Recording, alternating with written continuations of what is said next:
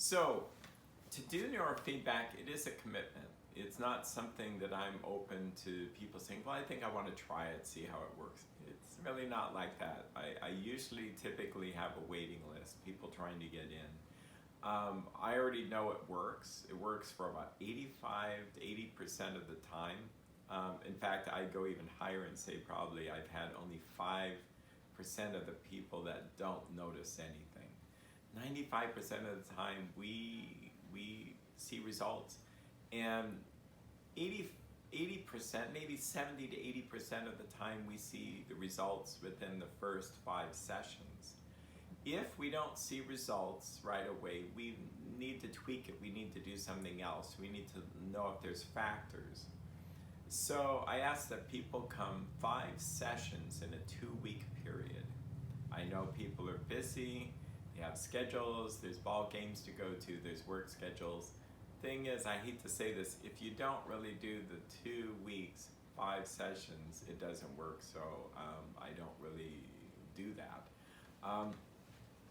The other thing is we space them out about every 1 to 2 days at the beginning stages.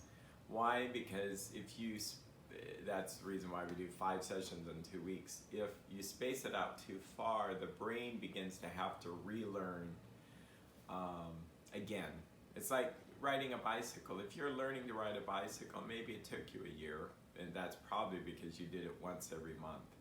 But if you do it quicker and sooner, you kind of pick up where you left off, and that's really important. So once we know we have the right protocol, in fact, you could do it twice a day and even get better results. Why? Because it's like learning any skill. If you did it morning and the afternoon, it's like getting 3 sessions in just 2. Insurance will only cover 1 session a day when it does cover.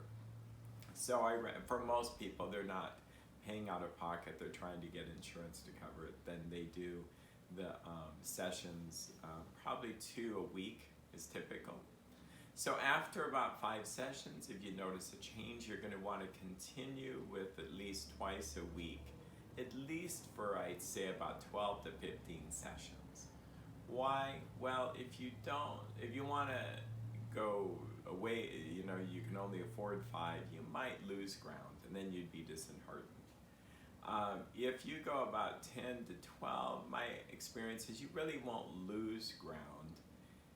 You may have a little bit of regression, but you would, the situation is, well, what else could you benefit? So you keep on training, and it's a learning curve, so it goes up like this. And so at the beginning stages, you see lots of change, but as you go to 10, 15, 20, 30, 40, some people are still seeing changes and they still don't stop. But you start to say that, yeah, I'm learning, but it's not as much as down here. And so then you would ask, do I afford this? Is this worth the time and effort? People who have suffered brain injury, what I mean is oxygen deprivation, stroke, concussion, they often do better forever. Not that you would do it forever, but I've had people over there on their 40th session, so how is sleep? It's better than it was last time. But I'd say most people who have just the anxiety, the addiction type issues, the depression, the autism, headaches, there's other things that we work with. They see progress, but then it wanes. They start to what we call plateau. Once you plateau, you do about 5 to 10 sessions after that, and you shouldn't expect any regression of your symptoms.